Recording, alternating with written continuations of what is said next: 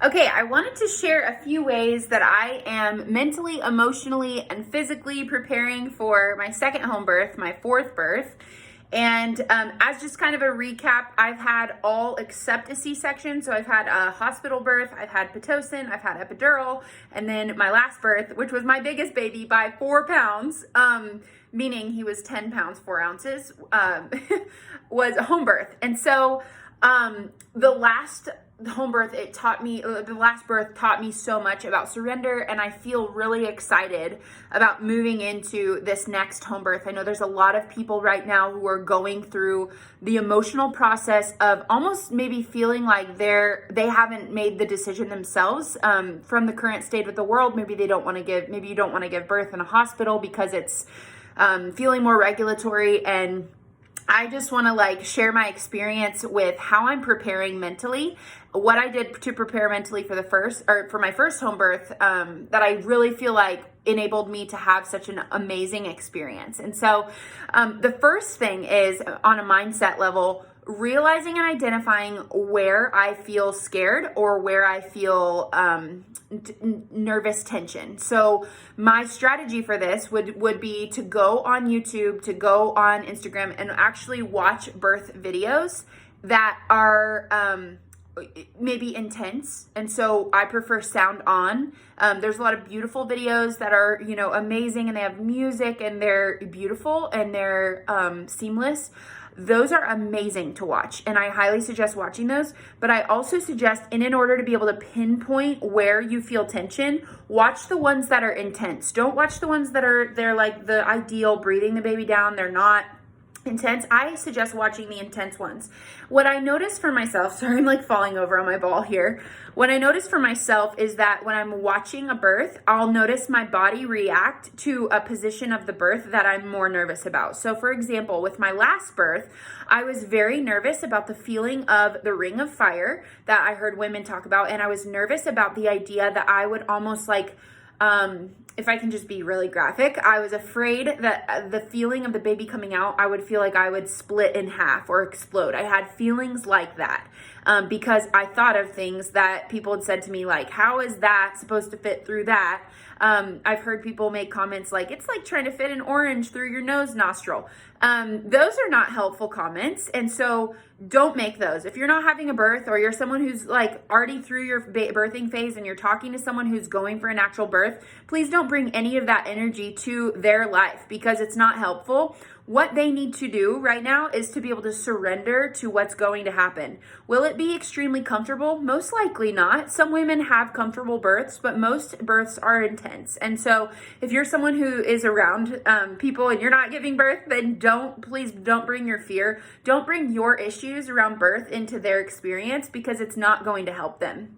However, if they ask you, you can share your experience, but make sure it's not emotionally charged. Make sure it's actually just practical information, because that will be the most helpful in my opinion. So watching these births and noticing where my body feels tension. So if I feel tension around the pushing phase and I'm watching and I feel my mouth go, or my eyebrows go up, that is a trigger for me to realize I need to work on mentally preparing for visualizing openness, thinking open. Imagine my body open. Imagine, or actually speak things like the baby's sliding out or the baby moves out, movement and momentum in that way, and not that there's any verbiage around being stuck. Now, I'm not avoiding the fear. I'm actually processing it by getting comfortable with the idea that is going to happen, and empowering myself with the reality that every single person in the world has been born in some way.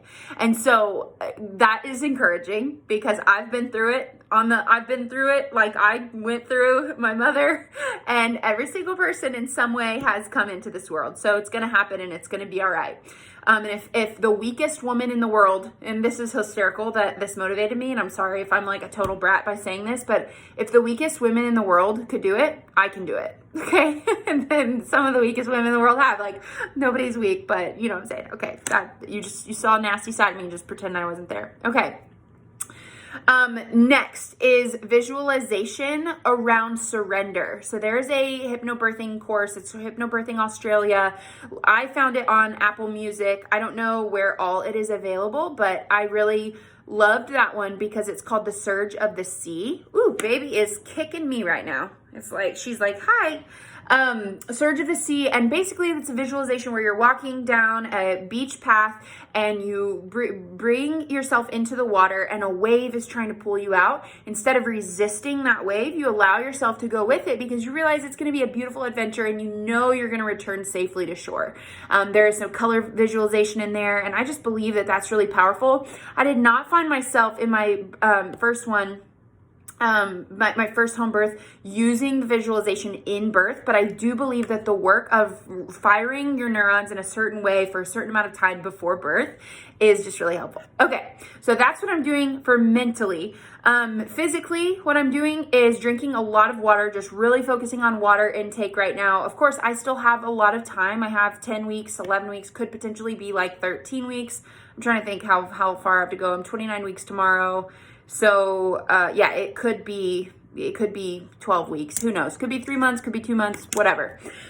I'm drinking a ton of water and I am focusing on a lot of vegetables. Those are my 2 nutrition goals that will absolutely help with everything that has to happen. We have to pretend like we are going to be running a marathon. I loved my friend Abby over at ABKO, ABKO, mentioned in our class the other night how it's like running a marathon. So you cannot expect to just show up at the marathon like that day and be like, all right, I'm ready to go. Give me some water. Like, you have to prep, you have to carb load, like you have to follow your body's instincts in that way. And so that's what I'm doing physically. The movement physically, I just saw Amanda Fisher from Empower Your Pelvis on a virtual session this morning. She worked with me on some mobility things that I think can absolutely help my labor.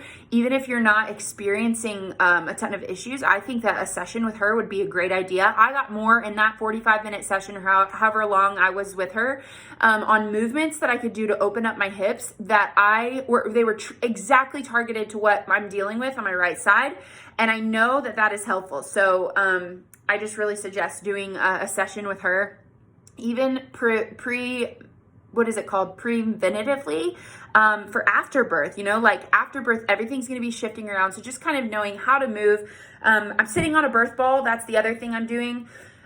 Sitting on a birth ball. My third thing that I'm doing for my physical body is seeing a chiropractor. I've heard a lot of people, I know a lot of you are already into chiropractic. How to pick a good chiropractor is going to be up to your research. My husband has a lot of requirements that he literally interviewed our chiropractor before he went there. I had been seeing him for a long time because his daughter I played volleyball with and is one of my dear friends, and I just love him, but he's very gentle and he uses the weight of my own body to move my skeletal system. It's not aggressive, and it's not manipulating. It's actually just, it seems like it's empowering my body. And he is trained directly under this person named Webster, who is known for their ability to help pregnant women, specifically amazing with a breech baby. So I have a breech baby right now, and hopefully at my next appointment, they will say, she's not breech anymore. But because of that, I'm doing some movements that are in line with the breech baby. So today I'm going to be going to the pool and I'm going to be doing handstands in the pool to get the baby to, hopefully, the idea is that when you go upside down, your baby, the gravity brings the heaviest part of your baby, the head, to the top, when you go upside down, to the top of your stomach, right? So then when you flip back, it notifies the baby to kind of whoop. And if your muscles and if if things are tight down there, or maybe the placenta is attached in a certain way, the baby's gonna not be able to move because it's just moving into a wall because your muscles are there. So that is one of my reasons of going to Amanda with Empower Your Pelvis, pelvic floor therapist, as well as one of my reasons for doing chiropractic and Webster technique. Out of 37 years, my chiropractor said he's dealt with a lot of pregnant women who have breech babies, and only 3 have not flipped. And so I would assume that that would probably be about the ratio. That would be the short cord, you know, that would actually inhibit the baby to flip. So the chiropractor.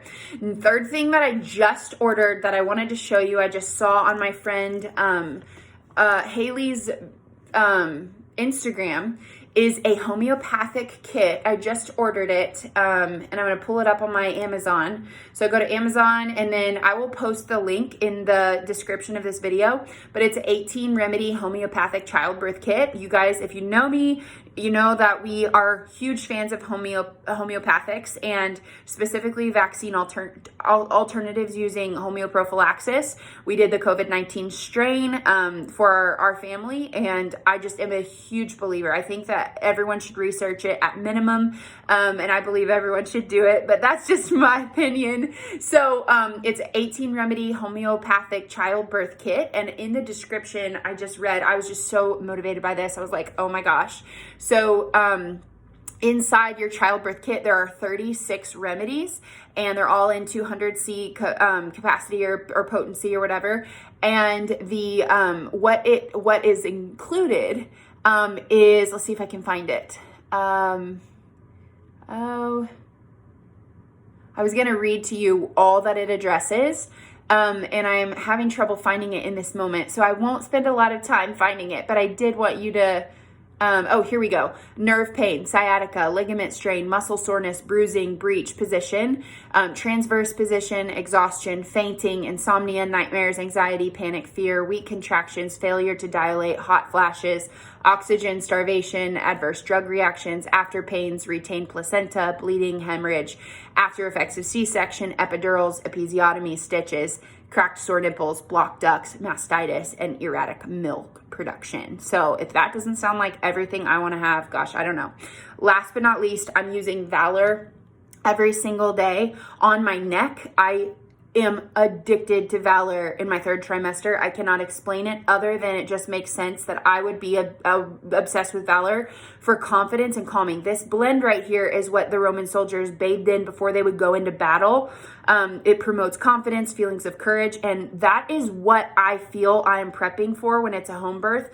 I feel not afraid, but it is going to be intense. And if I pretend like it's not, I don't want to be caught off guard. I'd rather prep for it to be intense and for myself to be surrendered to the intensity than for me to pretend like it's going to be effortless and then be surprised. So I'm using Valor every single day. I keep one at all of my little stations throughout the house. I have a station on my workstation. I have a Valor. I have a Valor in my bathroom, because I, you know, wash my face and brush my teeth every morning and night, etc. So having Valor around, diffusing Valor, having it in rollers. I have this roller here with Valor in it.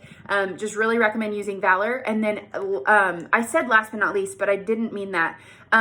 One other thing that I'm using is a lot of Panaway right now. Panaway, and I actually prefer, instead of Panaway is your basic. If you just have your kit, use Panaway. But my up level to that is I really love the Cool Azul pain relief cream. So as I'm doing these new exercises that Amanda with the pelvic floor therapy, Empower Your Pelvis has given me, I'm going to be using the Cool Azul pain relief cream all over the right side of my hips and back, because it literally is that cold and hot sensation in a safe and effective way.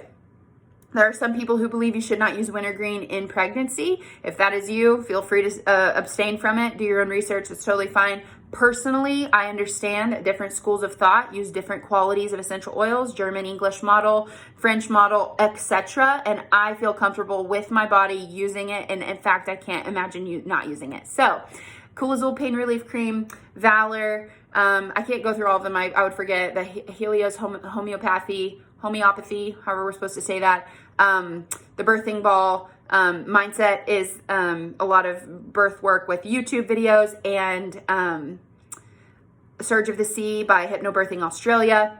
You guys, we're going to rock this. Tell me in the comments if you're pregnant, what week you are. Are you doing an all-natural birth? Are you planning for an all-natural birth, hospital, home birth? Love to know all the things. All right, have a great day. Bye.